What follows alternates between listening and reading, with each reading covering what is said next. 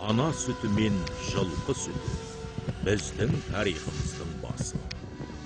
Аттар, тұлпарлар, өнер тарихымыздың ұлы тарауы. Қазақтың ұлттық ділін, туған тілін, дәстүрін жасасқан аса қасиетті жануар осы жылқы. Дүние жүзіне тарыдай шашылған қазақты диалектсіз сөйлетіп кеткен құдіретті күш те осы жылқы. Тақымымызда жылқы болғандықтан ғана қашсақ құтылып қуылсақ жеңді. Осынау ұлан ғайыр далаға тек жылқының күшімен, ақ найзаның ұшымен ие боп қалғанымыз ақиқат.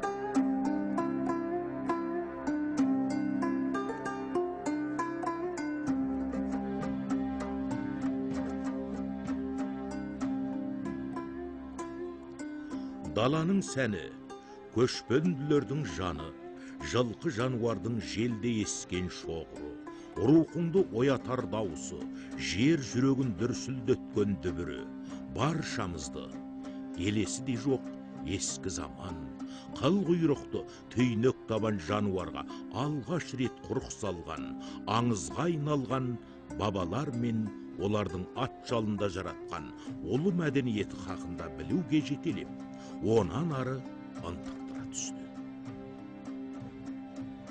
Жылқы түлігі көшпенділердің ең қасиетті, ең қадірлі малы есептеледі. Аттылар әулеті деп аталған көшпенділер қауымын жылқы түлігінсіз елестету мүмкін емес. Жар тастарға салынған суреттерді байырғы тайпалардың дүние танымды өресін, шаруашылық қаракеттерін, ең бастысы көлік жегін құралдары, екі доңғалақты арбалар туралы сақталған мәліметтер баршылық. Ұлан байтақ өлке ұлы тұрғындарының тыныс тіршілігі, өмір салты, өнер білімі, әдет ғұрпы, салт санасы, салтанаты, бүкіл мәдениеті жылқы түлігімен тығыз байланысып жатады.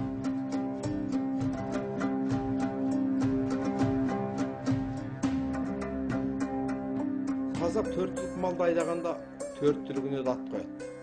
Түйені әтші деп айдайды. Қойды қотшы деп айдайды. Ешкіні чек деп айдайды. Сиырды оқ деп айдайды. Жылқыны шу деп айдайды. Сонда шу деген сөз, жел деген сөз. Ал қыз туса жылқышы туды дейді.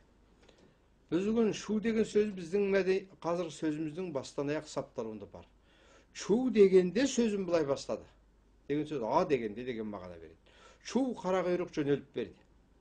Ой, желмен бірге шу қарақұйрық кетіп қалды. Осы сөздің барлығынан жүгіргенде чапқанда алдынан жел шығаратұғын ең жүйрік малдың осы жылқы екендігін, сол мәдениетті игерген халықтың сөзінің ішінде шу деген сөздің бар екендігін табамыз. Міне содан шу чурқан, шу мәдениеті деген мәдениет кеп қалыптасты. Осы шулар кім? Қазір шу өзені дейтін өзен кімнің атымен қойылған? Бұл қай жерде? Соған қарай отырып, шу мәдениетінің жылқыны тапқырлағандар мәдениеті екендігін табамыз. Шу мәдениеті біздің арғы тектік мәдениетіміздің бір төркіні, бір тарауы. Жылқыны алғаш қолға үйреткен біздің ата-бабаларымыз екені ғылыми негіздермен дәлелденген ақиқат. Мұны дәлелдеп отырған біз емес, Германия, Америка құрам штаты, Ұлыбритания, Франция археологтары. Қазақстаннан табылған Ботай қорғанынан осыдан 6000 жыл бұрынғы жылқының сүйегі табылды. Зерттеу жүргізгенде сол кездегі адамдардың жылқыны үйреткені, ауыздық салғаны, қымыз ашытқаны, әрі оны дәрі ретінде пайдаланғаны байқалды.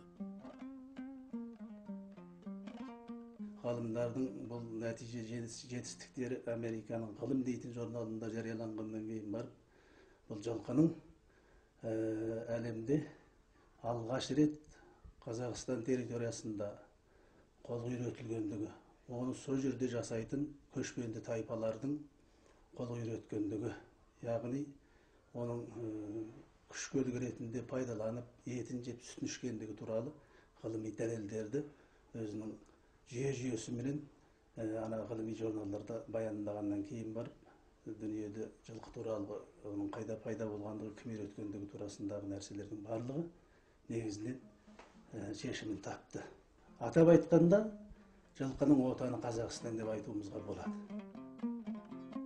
Қазір әлемде ақалтеке тұқымы, жәуміт тұқымы, қарабайыр тұқымы, араб тұқымы, таза қанды салтатты тұқымы, дон тұқымы, буденный тұқымы, Украинаның ұлттық тұқымы, қазақ тұқымы қатарлы 250-ге жуық жылқы тұқымы бар екені мәлім. Қазақ бар жердегі жергілікті жылқыны қазақ жылқысы деп атады. Әсіресе біздің елімізде ол қазақ жылқысы деп аталады. Ал енді Қазақстанда тарихта қазақы жылқы деп одан қалған, мәселен, жабы, мұғалжар, одан кейін жетістірген көшім, осылардың бәрі қазақ жылқысының гендік жағынан қатысты. Жылқы біткеннің арғы тегі, Керғұлан мен Тарпаң. Ата-бабаларымыз ежелден тағы жылқылардың тұқымдарын айыра отырып, қайсысы жылқының арғы тегі екенін білген. Алтай қазақтары жылқы атасы Құлан дейді. Бұрқылдаған қақ көзі, суат болмас демеңіз, жер тағысы Керғұлан, жылқы болмас демеңіз дейтін өлең жолдарының қалуы тегін емес. Ең соңғы Тарпаң Керғұланның 18 жасар айғыры 1890 жылы Шинжаңда атып өлтірілгені тарих беттерінде жазулы. Біз қазақ халқы тегіміз түркі, түлігіміз жылқы деп өскен елміз. Жылқы қазақтың ұлттық сана сезім, рухани болмыс, салт сана, әдет құрып, мәдениет пен өнерінің айырылмас бір бөлігіне айналып кеткен. Қазақ жылқы мінезді деп,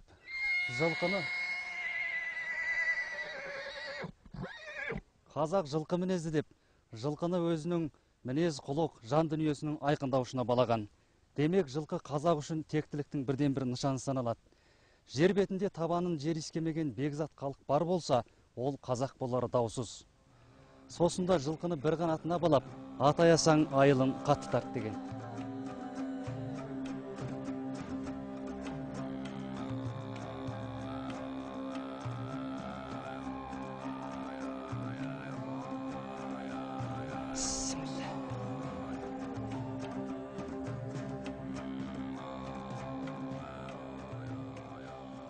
Ежелгі сақтар мен ғұндар Хинган тауларынан Дунай өзеніне дейінгі кең байтақ аймақта үйір-үйір жылқы өсіріп, жылқыны мемлекеттік пен қорғаныстың, өнер мен мәдениеттің, шаруашылық пен спорттың өресі биік деңгейіне жеткізген рас.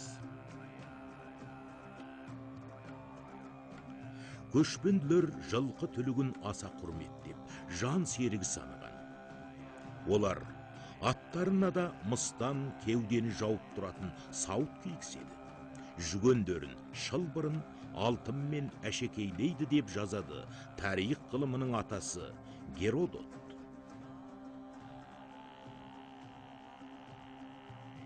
Аттың өзінің сауыты болған.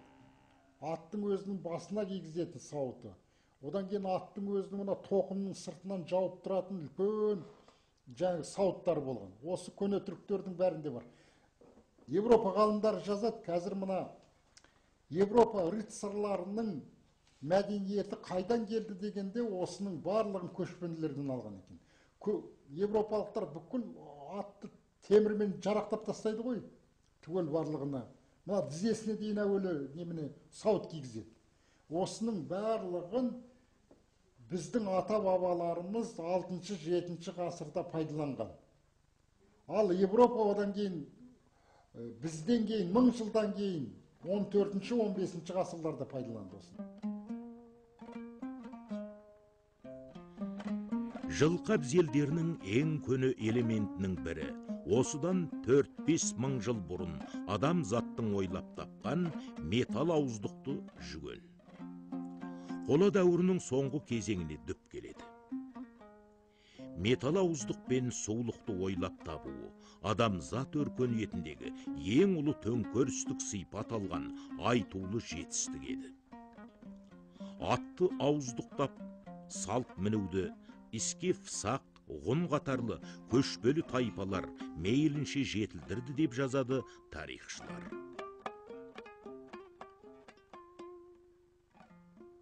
Жалпы біздің қазақтың дәстүрлі жылқы мәдениеті көп ғылыммен қатысты. Бұл мөлшері 12-13 ғылыммен қатысты. Соның ең алғашқысы тіл ғылыммен қатысты. Жалпы біздің тілдік қорымызға осы жылқы атауларының қосқан үлесі көп. Мен өзім жазған кітаптағы, өзім жинақтаған материалдағы атауларды санап көргенімде 817 атау болып шықты. Жалпы жылқыға қатысты атау. Тіке қатысты атаулар. Соның ішінде 140-ы биеге қатысты атаулар. 40 нешесі айғырға қатысты атаулар. Бұл сияқты атаулар өте көп. Сыртқы бейнесінен жалпы жылқының ішкі құрылысына дейін қазақша атаулар өте мол. Қазақ тумысынан жылқымен жарысып өскен халық. Жер жүзінде жылқының жасын, мінез құлқын, түр түсін, қадір қасиетін, түп тұқияннан өзгеден артық білетін бір жұрт болса, ол қазақ. Қазақ халқы жылқыға қатысты бүкіл өң түсті, қылаң, баран деп екі топқа жіктейді. Қазақ өзі бұрын жылқыны санамаған, түсіне, түріне байланысты түгендеген. Мысалы 200-500 жылқыны бір аралағанда соның несі бар, несі жоғын айтатын адамдар болған. Ботай мәдениетіне байланысты үлкен ғылыми конференция болды 1995 жылы. Әлемнің 26 елінен 80 жылқытанушы ғалым келді. Солардың алдында баяндама жасадым, сонда олар таң қалды. Қазақта жылқының түсіне байланысты мен 400-ге жуық сөз жинадым. Ал енді орыстағы жылқының түсіне байланысты сөздер бір 20 мен 30-ның арасында келеді. Бұл енді біздің әлемдік мәдениетке қосқан үлесіміз деп айтуға болады. Қылаң дегені ақ, көк, сары, бөрте, құла, шұбар, бурыл, ала болса, ал баран дегені торы, шабдар, жирен, күрең, кері, қара, қоңыр. Көп қасиеттер жылқының түсіне байланысты.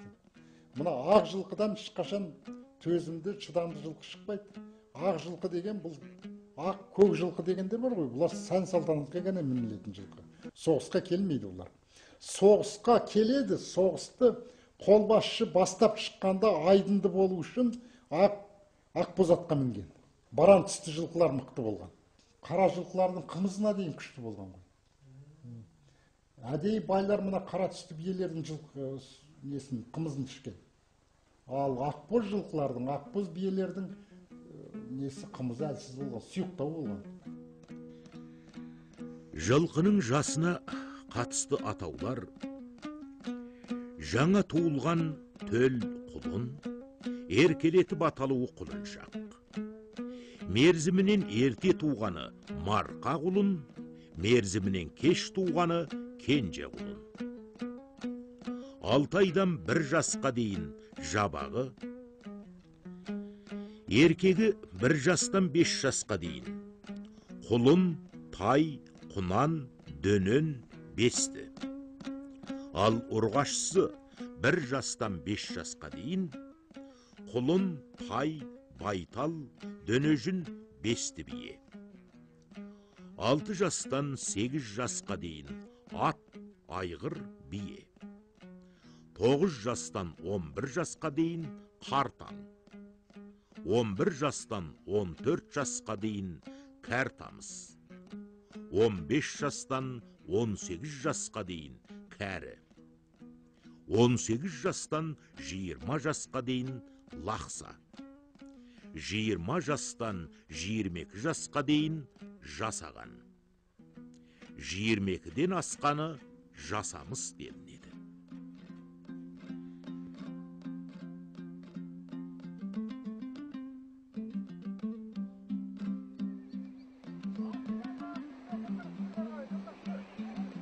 Жылқының мінездері. Жылқы кісінейді, осқырады, оқыранады. Шұрқырайды, арқырайды, үркеді, елеңдейді. Ішін тартады, еснейді. Бірін-бірі іздеп кісінейді. Кісінеп табысады, кісінеп танысады. Жылқы кісінескенше адам сөйлескенше деген сөз осыдан қалса керек. Ал тағы біздің қазақтың жалпы өзіндік тілдік қорындағы жылқының мінезіне берген атау 14-15 түрлі атау бар екен. Бірақ мен ойлаймын, осы жылқының мінезі тұрақты болмайды. Бірі жылқы тоқ кезіндегі, жараған кезіндегі, және арыған кездегі мінезі әртүрлі болып келеді. Ал кәртейген кезде тағы бір түрлі мінез қалыптастырады. Жылқының жүрісі әдетте бірдей сияқты болғанымен, әр аттың жүрісі әр түрлі болады. Жүріс аттың мінезіне, дене бітіміне, үйренісіне байланысты.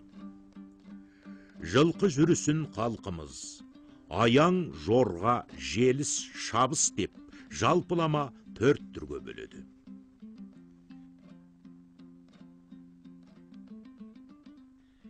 Шеге тағаны, таға тұлпарды, тұлпар ерді, ер батырды, батыр елді сақтайды дейтін қанатты сөздің мәні терең.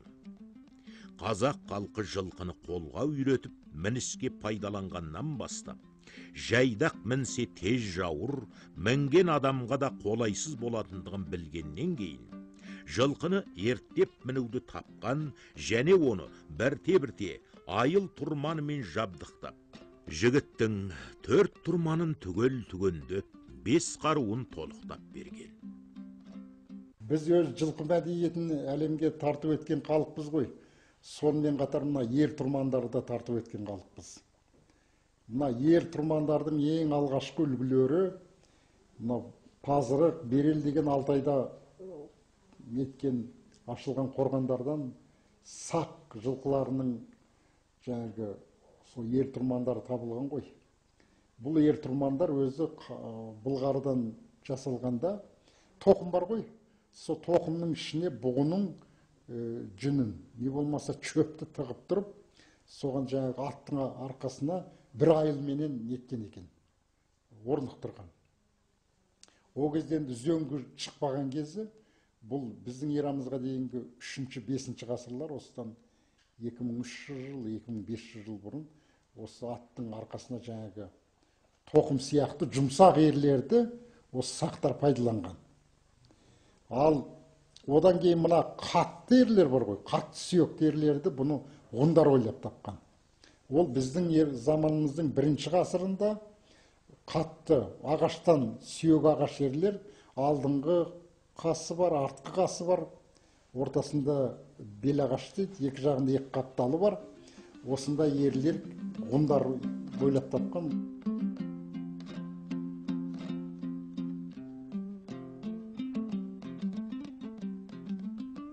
Ерді қайыңнан, теректен, қарағайдан шауып жасаған. Ер жасалу пішініне қарай, қамбас ер, құспас ер, қазбас ер, үйрекбас ер, қазықбас ер, шошақбас ер, боқан ер, айбас ер, баламқол ер деп бөлінсе, пайдалануына қарай, еркек ер, әйел ер, бала ер, ашама ер, баламан ер, ал жасалған металына қарай, алтын ер, күміс ер, жасалу әдісіне қарай, ойма ер, шаппа ер, құранды ер деп көп түрге бөлінеді. Ал елдік рулық белгісіне қарай тәпті де көп түрлерге жіктеуге болады.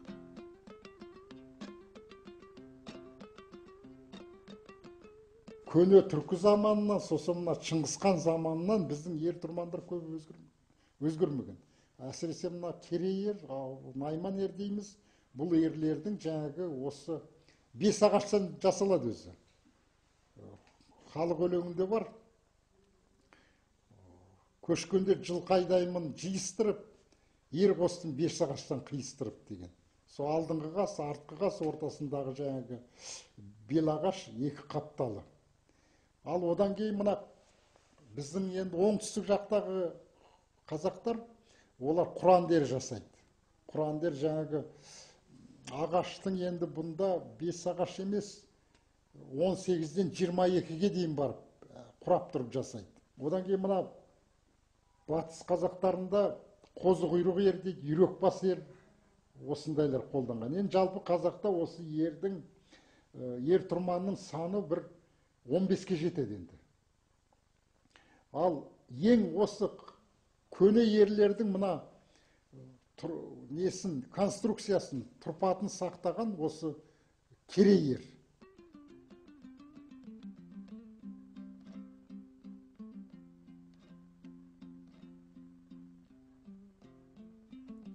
Қобыланды батыр эпосындағы үзөңгісі үзбалтын, тебінгісі термалтын, құйысқаны құймалтын, жүгені бар түймалтын деп келетін тармақтар ата-бабаларымыздың ер тұрманды қаншалық дәрежеде жасағанын айғақтайды.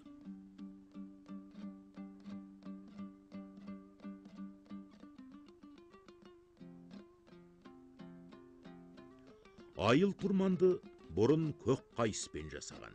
Кейін илеген теріден өріп жасайтын айыл тұрман тапқырлаған. Жылқыны ұстап байлау үшін алдымен қайыс ноқта, өрме ноқта жасап, оны қайыс шылбырмен немесе қыл шылбырмен мама ағаштарға байлаған. Ал атты ертеп мінген соң, оны бет алған жаққа бұру үшін ауыздығы бар жүгенді тауып пайдаланған. Бір шал айтып берді. Сонда 4 тұрман деген мынау екен. Ер, жүген, сосын өмілдіріп құйысқан. Одан кейін 5 тұрман деген, мына осы жақтың қазақтарында Алтай, осы Тарбағатай дейік, болмаса мына Арқа, Жетісу қазақтарында кезігеді, оның үстіне жаңа пыстан қосылады. Пыстанды білесіз ғой, мына ердің үстіндегі ат көрпені басып тұратыны. Енді осы ер тұрман мәдениеті бүкіл осы көшпенділерден тараған. Соны мына ғұндардың көш арқылы, ғұндардың жаңағы Европаны жаулап алған кезінде бұл Европаға барған, ғұндардан Қытайға барған, Орта Азия арқылы, осы көшпенділер арқылы Индияға барған, сөйтіп осы аттың жаңағы жабдықтары, ер жабдықтары осы біздің жерімізден, елімізден таралған деуге болады. Ер тоқымның ат беліне берік тұру үшін төс айыл және шап айылды өріп істеткен. Төс айылға жалғап, ер көрпені басып ұстап тұратын пыстан таққан. Ер тоқымның еңісте ат мойнына кетіп қалмау үшін құйысқан, өрге шыққанда ат құйрығына жылжып кетуінің алдын алу үшін өмілдірік өріп пайдаланған. Үзөңгіні әуелде ағаштан, кейін түрлі металдардан жасап тағып, атқа мықты отырудың кепілі еткен. 6-шы ғасырларда мына көне түркілер Алтайдан шығып отырып, көк түрік мемлекетін құрып, теміршілдікпен айналысып, сосын мынау үлкен түрік империясын құрды ғой. Сонау неден бастап, Сібірден бастап, неге дейін, Қара теңізге дейін.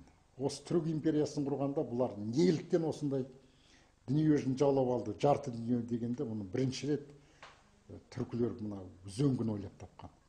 Үзөңгінің ішінде темір үзөңгі, металдан жасалған осы үзөңгіге мінген, ерге, атқа мінген жаңағы жауынгер адам болсын үзөңгіге тіреніп отырып, найзаны қылышты шапқанда, найзаны сілтегенде бұл атты әскердің жаңағы ерекше күшейіп кеткен ғой. Ал европалықтарда бұл болмаған.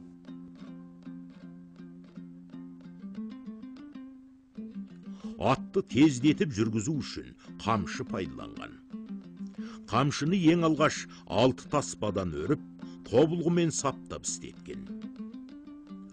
6 таспа бұзау түс, былжырамай аттан түстейтін батырлардың сенім сөзі болған. Қазақтың қамшыдан үлкен қаруы жоқ дейтін бір мақалы бар. Қамшы қолыңда жүреді, 6 таспа ішіне өзек тастап өресің, оны тобылғымен гene саптайды. Тобылғы жолы жақсы болады деп, күрең тобылғыдан сап жасап саптап алады. Сол қамшыменен анық қамшыгер тәрбиеленіп үйренгенде, айыбыды маңдайынан тартып кеткен жерде сеспей қатырып өлтірген. Талай кісі алатын бураларды тартып жібергенде сол арада домалатып жіберген.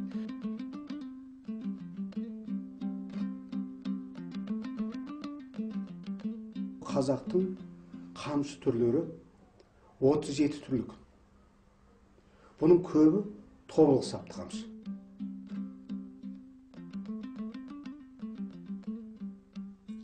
Қамшы сабына істеткен материалына қарай, тобылғы сапты қамшы, мүйіз сапты қамшы, ырғай сапты қамшы, орама сапты қамшы, сарала қамшы, сылдыр қамшы, жыланбауыр қамшы, шыбыртқы қамшы, дырау қамшы, дойыр қамшы, бұзау түс қамшы, жортуыл қамшы, білеу қамшы, бала қамшы, өзекті қамшы, шашақты қамшы, жеңсе қамшы, шолақ қамшы, күдері қамшы, күмістөлген қамшы, алтындаған қамшы боп жіктеледі. Ал өрмесіне қарай 6 таспа, бұзау тіс, 6 қырлы 12 таспа, өзек салынған 8 таспа, 12 таспа өрімдері болған. Десе де, қарағайлы көдік бойында, қамшым қалды тойында, бүлдіргісі бұлан терісі, өрімі құлан терісі, шырмауғы алтын, сабы жез деп келетін жыраулар жырындағы қамшылар бізге толық жете қойған жоқ. Ат жабдықтарының ең соңғысы таға 8 ғасырдан кейін әр елде пайда болған. Таға алғашында ағаштан жасалған, кейін дами келе металдан жасайтын болған. Таға жайпақ таға, емшек таға деп бөлінеді. Қазақта атты жорыққа шыққанда тағалаған. Жәйміс аттарды жазда тасырқамау үшін, ал қыста қатқақтан, мұздан таймау үшін тағалап мінген. Қазақ жылқыларының қатты құйма тұяғы тағаны керек етпеген.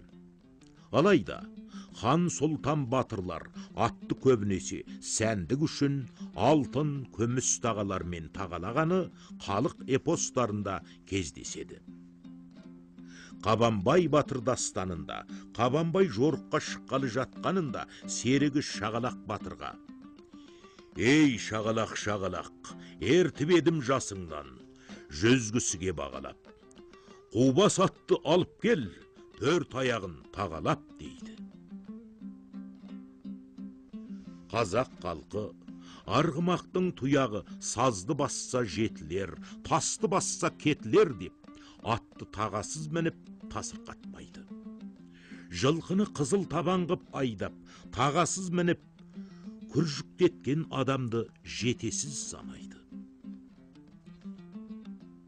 Көшпенділердің барлық отырықшы халықтардан үстем шығуының тарихтары бойы, ол сан ғасырдан бері, мәселен біздің жыл санауымыздан бастап, тіпті одан арыдан бастап 15 ғасырға дейін көшпенді халықтардың рухы үстем, мәртебесі биік, жауынгерлік қуаты басым тұрған отырықшы халықтардан. Бұның ең негізгі себебі осы жылқыдан пайдалану, яғни атты жасақтар болған. Көшпенділерді әлем өркениетінің биік шыңына шығарған да осы аттың арқасы. Жылқының алысқа кетіп қалмау үшін оны тұсау, шідерлеу, арқандау жолдарымен қолға тұрғызған. Мұндағы тұсау, шідер, арқандар көбінесе қайыстан екі түрлі жолмен жасалады. Бірі өрмешілік жолымен жұмырлап өріліп жасалса, енді бірі қайыстан жалпақтап тіліп жасалған. Ал арқан үш тіл қайыстан ширатылып та, жұмырлап 12 таспадан жоғар қайыстан өріліп те, қылдан есіліп те жасалады. Қазақ халқы қылқұйрықтың құрықтап қолға үйреткен күннен бастап, оның заттық және рухани өмірінде қыруар жаңалықтар өмірге келді. Әуелі мына қыларқаннан түсіп айтсақ, бұл қыларқан жылқының жал құйрығынан есіледі. Жирен жылқының жалы мына сарғайып тұрған. Қара жылқының қылы. Ал енді бұл қыларқанның біздің өміріміздегі тұрмысымыздағы рол төтенше жоғары болған. Бұның беріктігі, суға шірімейтіндігі, сосын бұны жаңағы ат арқандауға тағы басқа көші-қонда жүк артуға істетеді. Ал бұның салттық өміріміздегі кешегі дала мәдениетіндегі орны тіпті жоғары. Бұрынғы заманда даушарға барған екі жақ бір қыларқан алып баратын болған. Сондағы билік әділ болса, қыларқанды ортасынан кесіп екі жақ алып кетеді. Ал сол билікке разы болмаса, әділ емес деп қараса, қыларқанды қимай алып кететін болған. Біздің тілімізде бар қара қылды қақ жару. Сондағы қара қылды қақ жару дегеніміз осыдан қалған. Ал мынау көріп тұрғандарыңыз ноқта. Бұған тағылып тұрған міне қыл шылбыр. Бұл да сол жылқының қылынан есілген. Ал енді осы ноқтаға қатысты біздің тілімізде ноқтасын беріп тұр. Үйірі басқаны ноқта қосады, атасы басқаны қыз қосады деген тұрақты сөз орамдары бар. Ал мынау жаңағы ноқтадан кейін аттың басына салынатын жүген. Бұл қайыстан түйіліп те жасалады, өріліп те жасалады. Көріп тұрғандарыңыз өрме жүген. Ал енді жүген туралы да біздің тілімізде үлкен образды тамаша тіркестер болған. Қазақ тидаусыз кеткен адамды жүгенсіз кеткен деп атап жатады. Ат ауыздығымен су ішті дейді. Бұл қиын күндерді білдіреді. Дізгін ұстатты дейді. Жаңағы үмітінен шыққан адамды болмаса жүйрігін дізгін ұстатты деп мақтасып жатады. Күмістелген пыстан. Бұл ер тоқымдағы ер көрпені ұстату үшін істетіледі. Бұған айыл жалғанады және ерді аттың үстінде жылжымауға пайдаланылады. Үзеңгі. Бұл үзеңгінің ролы атқа мінген адамды атқа орнықты отырғызуда, мықты отыруда ерекше ролы бар. Бұған қатысты тілімізде үзеңгі бауы 8 қабат деп образдайтын сөз бар. Бұл негізінен бардан бай адамдарды көрсетеді. Одан басқа аттан түссе де үзеңгіден түспеді дейді. Бұрынғы замандағы билер биліктен қалса да, ел арасындағы атағы абыройы бар, әлі де ықпалы бар адамдарды аттан түссе де үзеңгіден түспеді деп атаған. Өріп жасалып, күміс жалатқан құйысқан, мисалға енді құйысқанға қыстырылма. Айылың қанша қатты болғанмен құйысқанға жетпейді, кескілесіп кеткенмен туысқанға жетпейді деген мақал тіркестері де бар. Қамшыға қатысты біздің тілімізде қыруар тұрақты сөз тіркестері, мақал мәтелдері бар. Қамшы сөзінің тілімізде осыншалық көп қолданылуы, тұрақты сөз тіркестерінің көп пайда болуына қарағанда, қамшының біздің рухани заттық өмірімізде төтенше жоғары болған білуге болады. Мисалға енді осы қамшы туралы, қамшыға қамшы қайтарды, қамшысының ұшын бермеді, қамшы тиді деген көптеген тіркестер бар. Тек қайшылықтың өзін білдіретін. Біздің батырларымыз осы қамшыны үлкен жан серік ретінде, елін, жерін жаудан қорғау жолында да қару ретінде де пайдаланған, көлік жүргізуден басқа. Сол батырларымыздың аузынан қалса керек, алты таспа бұзау түс, былжырамай аттан түс дейді. Қамшының ішінде ең өткірі алты таспадан өрілген қамшы ең өткірі болады. Оның өтімділігі ұрған жерін ойып кетеді дейді бұрынғы үлкендердің айтысында. Енді ердің түрлісі болады. Бұл ер әйел ері болып бөлінуден басқа, мәселен қазақта 300 бар, 300-дің ері және түрлі ұрулардың ері болып, алуан түрлі формасы болады. Ал енді мына көріп отырғандарыңыз күмістелген ер. Ерге қатысты айырылатын дос ердің артқы қасын сұрайды. Ал енді көріспейтін адамдарды, бірақ ат құйрығын кесіскен адамдарды қанжыға да көрісейік деп қоштасып, араздасып жатады. Ал бұл көріп тұрғандарыңыз келі мен келсап. Келіге халқымыз жаңа тұз түйген, тары, бидай түйіп, тұрмысында пайдаланған. Келінің сыртына жылқының терісі қапталған, терісі болғанда бас терісі. Бұл осы келінің беріктігіне және сән үшін қапталған. Айта берсек өте көп. Осы ат абзелдеріне қатысты атаулардың өзінен неше жүзін атап өтуге болады. Біздің тақымымызда жылқы болғандықтан ғана осынау абзелдер мынау ер дүниеге келді. Осылар болғандықтан ғана жаңегі қыруар образды тіркестеріміз пайда болды. Ал жылқы болмаса, осыншалық образды тіркестеріміз болмас еді. Жаңегі қолымыздағы қамшы да, астымыздағы еріміз де, мынау кең байтақ жерімізде болмас еді.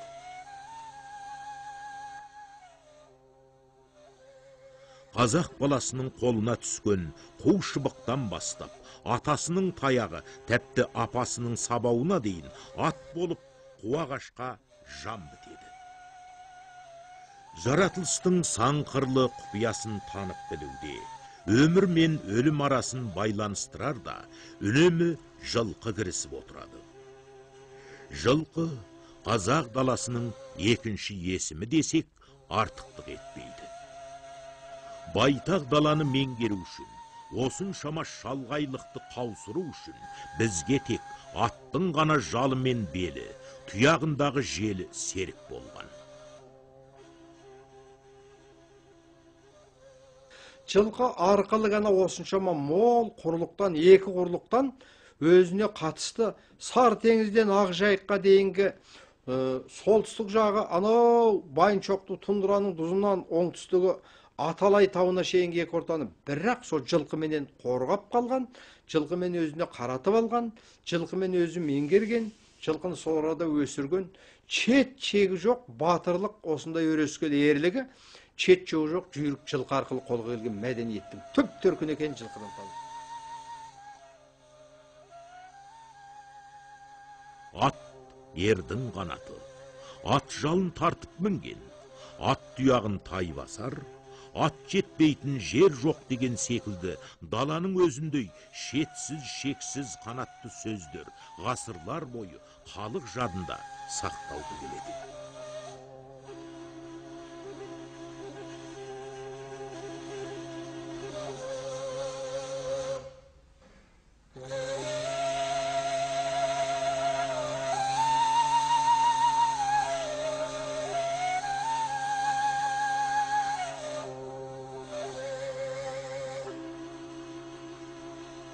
Ат құйрығын кесісу деген сөз бар. Бұл қазір ат кекілін кесісу деген екеуі қатар қолданылады, және мағынасы бірдей, арадағы қатынас түзу, біржола кетісу деген мағына береді. Бірақ бізге жеткен деректер бойынша бұл екеуінің бұрын белгілі farқы болған.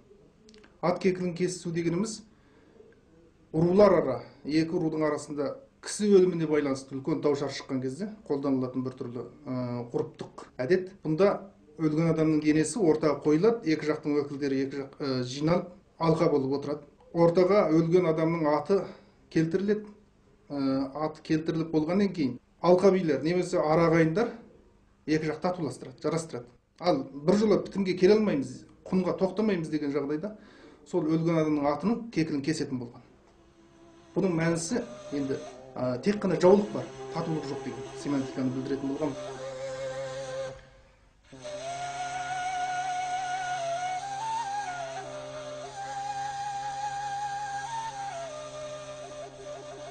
Өзінің өмір сүру қалпы мен болмысына қатысты көптеген тұрақты сөз тіркестерін жылқы түлігіне қатысты қалыптастырған. Қазақ жылқысына тән 10 мыңдаған түбір сөз бен 100 мыңдаған тіркес сөз бар екені зерттеушілер жағынан зерделене бастады.